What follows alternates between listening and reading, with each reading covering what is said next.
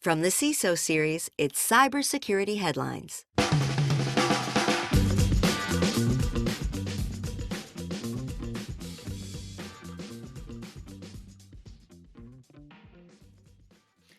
Hackers have been sending malware-filled USB sticks to U.S. companies in the mail. Is Norton 360 your favorite hidden crypto miner? It's mine. Security shortfalls still ranked a top roadblock to IT modernization. These are some of the stories that my colleagues and I have been bringing to you on this week's Cybersecurity Headlines. And now we get a chance for some insight, opinion, and definitely some expertise on these stories and more from our guest, Tyler Young, the head of security at Relativity. Our sponsor, of course, today is BlackBerry, using the power of artificial human intelligence. Tyler, are you ready to get started on today's show? Yeah, Rich, thanks for having me. All right. Remember, if you are watching, you can join us live on LinkedIn. LinkedIn Live. Go to CISOseries.com and you get the full weekend review page for all of those great links. Check that out. We have about 20 minutes, though, so let's jump right into it. You've got mail. Hackers have been sending malware-filled USB sticks to the U.S. companies disguised as gifts and other paraphernalia. Last week, the FBI warned that a hacker group has been using the U.S. mail to send malware-laden USB drives to companies in the defense, transportation, and insurance industries since last August. I guess they were going for the mail fraud charges trifecta at some point. Some of these were apparently sent to by a group called Fin7, which were disguised as COVID-19 guidelines from the U.S. Department of Health and Human Services, which I have to say, as a gift, ranks rather poorly. Tyler, my question for you is kind of an old trick like, hey, here's a USB drive, plug it in. Should we still expect to be fooled by this in 2022? You know, nothing surprises me anymore. And I think like when you look at some of these trivial attack vectors, and sometimes they're archaic, I think anything that exploits like the human trust model is really what attackers go for. So like, I don't think this vector is really going anywhere. And I think it's really critical for us as like an industry to continue to turn our humans, our employees into like our greatest security asset versus our weakest link with like continuous security education. I know some security professionals that stand by the like just glue up all the USB ports when possible. But like also human flattery is like the eternal vector, right? If you send someone a gift, they're gonna probably try and use that, right? For sure, especially like around the holidays, everyone's opening the package and trying to figure out what vendor sent them and all that stuff. So yeah, absolutely. All right, next up here, Norton 360 faces blowback for crypto feature. The antivirus software company Norton 360 installed a cryptocurrency mining program on its customers' computers, saying it allows customers to profit from the scheme while also conveniently taking 15% of any currencies mined for itself. Although this is an opt-in feature, you do have to click on something to make it happen. It's not a default. Norton users complain the mining program is difficult to remove once you do opt in. According to the FAQ posted on the site, Norton Crypto will mine Ethereum while customers' computers are idle. And we're also seeing fellow Norton LifeLock company that's part of Norton 360, Avira, also doing this as well. So Norton and LifeLock seems to be becoming the very thing that it hunts. Is this an example of maybe taking innovation a bit too far? Like, I think the big thing is like no one is asking for their antivirus to also mine crypto, right? That's the problem here, right? Yeah, I'm not really sure I see this as innovation, potentially like a new business model that they've struck here. And maybe it's going to be a new thing for all software to like exploit your customers' processing power for your own good. But yeah, I think like what this comes down to is placing extra scrutiny on your software vendors, whether you're a corporation or even just like an end user. I guess read those long policies, find some type of lawyer to go through and review them with you maybe. But yeah, I'm not sure I would even use Norton as my go-to crypto mining software if I were going to do this, but yeah, that's the other thing. I wonder if there's any value in that. And the funny thing is, it's back in the day, like a high CPU usage was the telltale sign that you had a virus, right? And now it's a sign that you have an antivirus program. So that's nice. Yeah, I mean, if you're specializing, you're protecting against it, why not do it yourself, right? Exactly. That seems to be their go-to. Yeah, we'll see if it pays off for them long term. Half of SMEs hit with breaches. Our next story here, an interesting survey coming out from the insurance firm Markle Direct. It found that 51% of SMEs and self-employed individuals in the UK experienced a cybersecurity breach. Of these, 24% were the result of malware, 16% from data breaches, and 15% from phishing. Though the majority say that they had at least one form of cybersecurity solution in place, which seems table stakes, but we're dealing with some cases with individuals here. 11% of respondents said they did not intend to increase spend on cybersecurity measures, seeing them as an unnecessary cost. The siren call of IT and security being a cost center. So Tyler here, 11% of those people, that is a clear minority, but with the kind of the interconnected world that we lived in, when anybody could be mailed a malicious USB stick, should we have a little more pressure on these outliers to, to I guess be responsible citizens when it comes to, as a business, being a little bit more up on their cybersecurity? Yeah, and so I think it's like twofold. I think if you're an end user at home doing your own thing, maybe security isn't top of mind. And I think that's on your software vendors, whether you're using Google or Microsoft, whatever it is. They have a ton of built-in free features. Mm-hmm. But I think when you look at like a corporation, I'm not sure there's a ton of correlation between increasing security spend and increased protection. Like if you're already spending millions or billions of dollars a year, I'm not sure that you need to continue to increase that. Because obviously there's a ton of ways you can optimize your security budget without having to spend year over year and increasing that. But what I would say is it's definitely crucial for us to increase scrutiny on security and make sure that it's top of mind for your C-suite, for your board, and ultimately playing a larger role as in strategy as your company versus just completely ignoring it. And John G in our chat has the very optimistic take that the other half just didn't realize that they got hacked. So there's That's a good way to increase the spend for sure. Absolutely. Next up here, hotel chain switches to Chrome OS to recover from a ransomware attack. This is a new one for me. Last month, Nordic Choice Hotels, my choice of all Nordic hotels, was hit with Conti ransomware that disrupted operations. But instead of paying the ransom, the company was able to recover from the incident by migrating its entire PC fleet to Windows, from Windows to Chrome OS. The hotel chain indicated that by using a tool called Cloud Ready, it was able to convert 2,000 computers to its Chrome OS ecosystem in just 2 days, restoring operations to 212 hotels in 5 countries. The hotel chain said they expect to migrate 2,000 more computers and estimate savings of $6.7 million by avoiding the need to buy new hardware. I guess that was easy. That's the Staples button there. Genuine solution that we've kind of found, like, hey, tear up all your infrastructure and just install a new one, or a Band-Aid that maybe works for one kind of hospitality industry. I think it's definitely more of a Band-Aid solution. And it definitely works having dummy terminals at multiple hotel locations spread throughout the world, I guess. But I'm not sure. It doesn't work for every business. It's definitely not a one-stop fix for everybody dealing with ransomware. Otherwise, the industry as a whole would be just moving to these type of dummy terminals for everything. But I know there's like really no solution to ransomware. Oftentimes when you look at these like ransomware gangs, it's exploiting a legacy vulnerability of some sort in a VPN or something, or exploiting some type of phishing lure to compromise an end user. And like that stuff's not going to go away. So yes, you're basically just playing whack-a-mole with every time you have a new ransomware infection, you're just going to blow it away and have the same thing happen in a week because you didn't patch your VPN. And so like this isn't going to go anywhere. I think it may work for like a hotel chain that they may not care what's on those endpoints if all they're doing is processing data and sending it to their cloud or whatever that is. I just hope that they have redundant systems there. I've heard of digital transformation because of like a natural disaster. I think this is the first time like ransomware has caused digital transformation to occur within a business. So, good on them. But I guess it doesn't help in a double extortion situation though with ransomware. That was my only thought. It's like if they have the data, it doesn't matter. I mean, you solve the existential crisis, right? At least. Well, and again, like I just hope that they're continuing to patch their vulnerabilities or their things that are being exploited, because it's going to continue to happen. You're just going to have a game of whack-a-mole every time you have a new ransomware infection. All right, before we move on to our next story, we want to spend a few moments with our sponsor, BlackBerry. CISOs, listen up. Is your team challenged with distinguishing cyber threat signals from noise, reducing cyber costs, and finding security talent? We're here to help.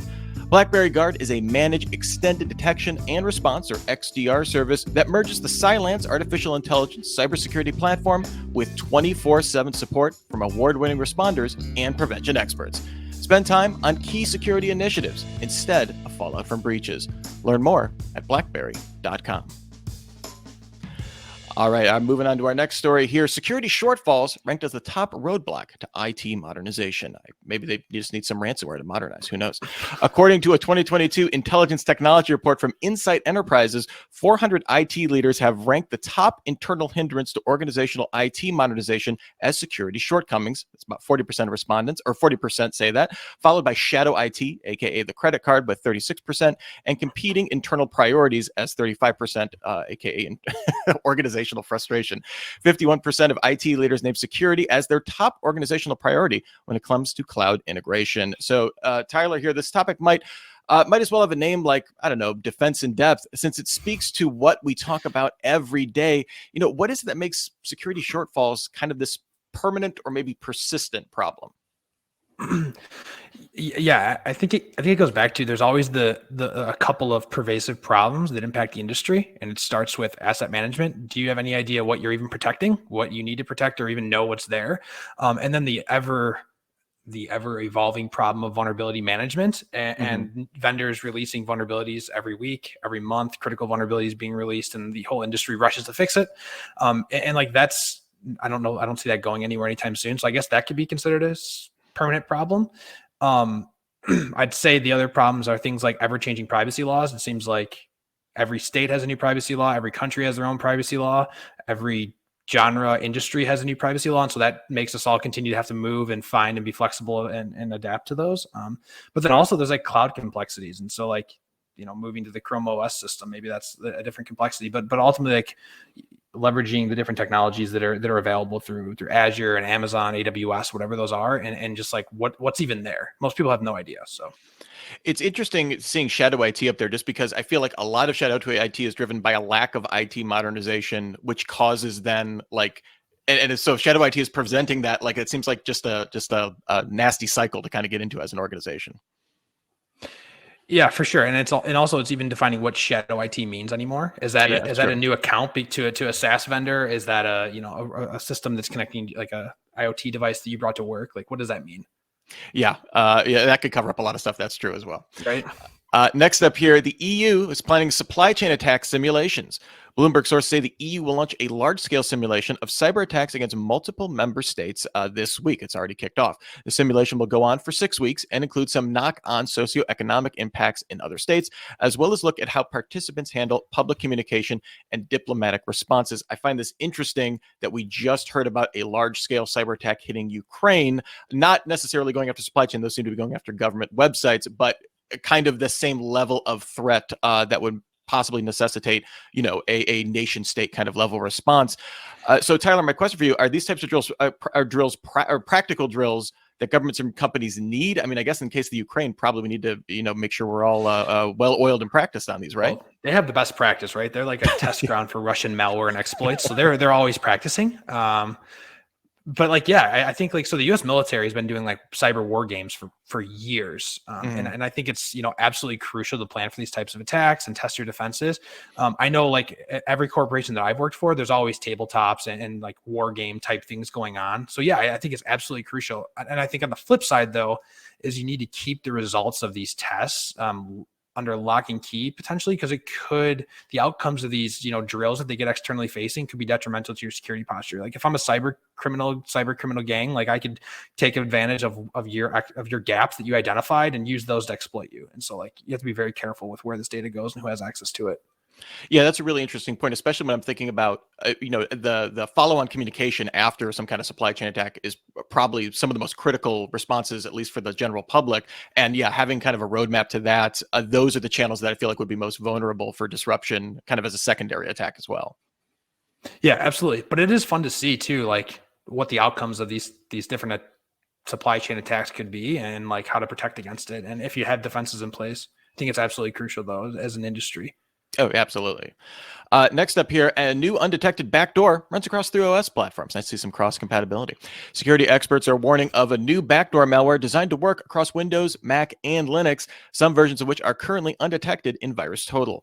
Dubbed SysJoker, it masquerades as a system update and generates its command and control by decoding a string retrieved from a text file hosted on Google Drive.